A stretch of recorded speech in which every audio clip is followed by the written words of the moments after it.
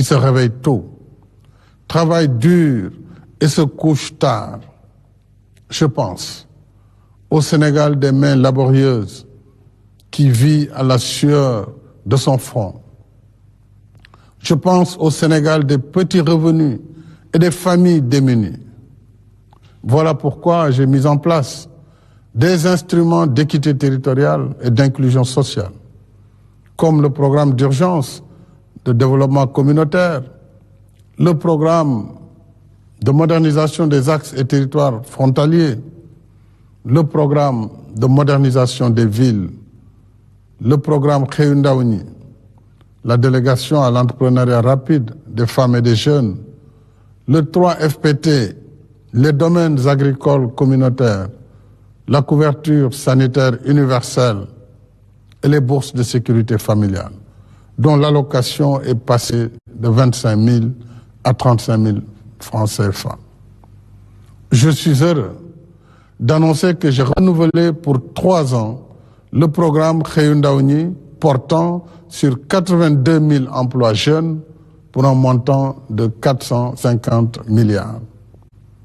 Grâce à tous ces instruments actifs sur l'étendue du territoire national, nous avons amélioré le cadre de vie de nos villes, construit et réhabilité des lieux de culte, créé des emplois et autres activités génératrices de revenus. Nous avons financé des milliers d'emplois de jeunes et femmes porteurs de projets, dont 250 000 attributaires de prêts de la DER/FJ. Nous avons permis à des millions de bénéficiaires d'accéder à des services sociaux de base, y compris la couverture maladie, dont le taux est passé de 20% en 2013 à 53,20% en 2023. De Thiéyène à Bagaya, de Fissel à Saré-Liou, de Diallokounda à Walidiala, entre autres centaines de localités, nous avons désenclavé des pans entiers du territoire national, apporté de l'eau et de l'électricité, équipé des structures de santé et octroyé des matériels pour l'allègement des travaux des femmes. En même temps, l'État continue de soutenir les ménages et les travailleurs. En plus de la hausse générale des salaires dans la fonction publique, nous soutenons les prix des denrées de première nécessité, du transport, de l'eau et de l'énergie, dont la subvention à elle seule s'élève cette année à plus de 600 milliards de francs CFA. Mes chers compatriotes, alors que la science et la technologie dessinent les nouvelles frontières entre les nations, l'éducation et la formation, qui occupent le premier poste budgétaire de notre pays, restent une priorité élevée des politiques publiques.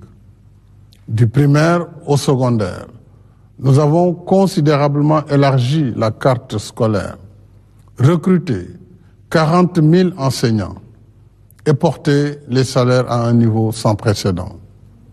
De même, conformément aux conclusions de la journée nationale du 16 décembre, l'État poursuit son soutien à la communauté éducative des Dara, dont l'apport multiséculaire à la formation spirituelle de notre peuple est inestimable. Cependant, à l'ère des technologies de pointe, dont l'intelligence artificielle constitue la dernière manifestation, il nous faut améliorer les performances de notre système éducatif et l'adapter aux réalités de notre temps. Nous devons former plus de ressources humaines dans les sciences, les techniques et l'apprentissage des métiers. C'est le sens de la création des lycées d'excellence, des classes préparatoires aux grandes écoles, des instituts supérieurs d'enseignement professionnel et des centres de formation technique et professionnelle.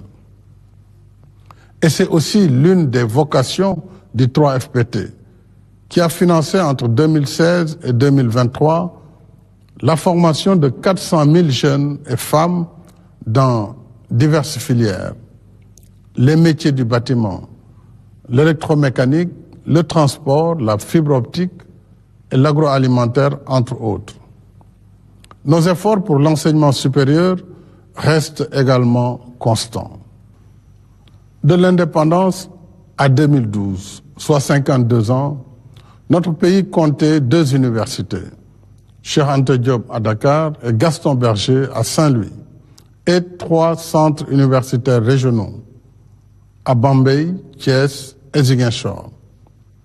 Sur une décennie, nous avons érigé les centres universitaires régionaux en universités, logés dans leurs propres locaux et construit 3 nouvelles universités. Amadou Mahtar Mbow à Diamniadio, El Hadj Ibrahima Niass du Sine Saloum, l'université numérique Cheikh Hamidou Kane, sans compter le campus franco-sénégalais.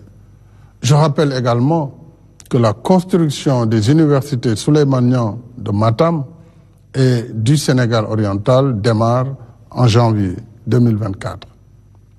En même temps, nous avons beaucoup investi dans les équipements pédagogiques, le recrutement d'enseignants, la valorisation du traitement et autres avantages des personnels, toutes catégories confondues, et la construction d'infrastructures d'hébergement et de restauration des étudiants. Et chaque année, l'État octroie plus de 82 milliards en bourses et aides aux étudiants. Pour tous ces efforts, parmi bien d'autres, au bénéfice de notre système éducatif, nos enfants méritent des années scolaires et universitaires plus stables et plus studieuses.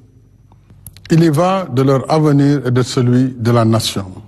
Cet avenir, c'est avec toute notre jeunesse que nous le construirons, en lui offrant plus de possibilités de formation adaptées au marché du travail et plus d'opportunités d'emploi et autres activités génératrices de revenus.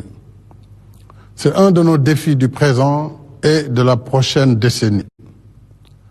L'avenir de notre jeunesse, c'est ici, chez nous, qu'il se réalise, pas dans les mirages tragiques des réseaux de l'émigration clandestine qui arnaquent nos jeunes et leurs familles. Ce soir, mes chers compatriotes, je voudrais aussi vous dire de façon insistante et solennelle combien il importe de préserver la paix, la sécurité et la stabilité de notre pays. La paix revient en Casamance, comme l'illustre la cérémonie d'incinération des armes le 23 décembre dernier à Mamatoro. À la faveur de l'accalmie générale et des efforts de reconstruction en cours, tous ceux qui acceptent de déposer les armes ont leur place au sein de la nation.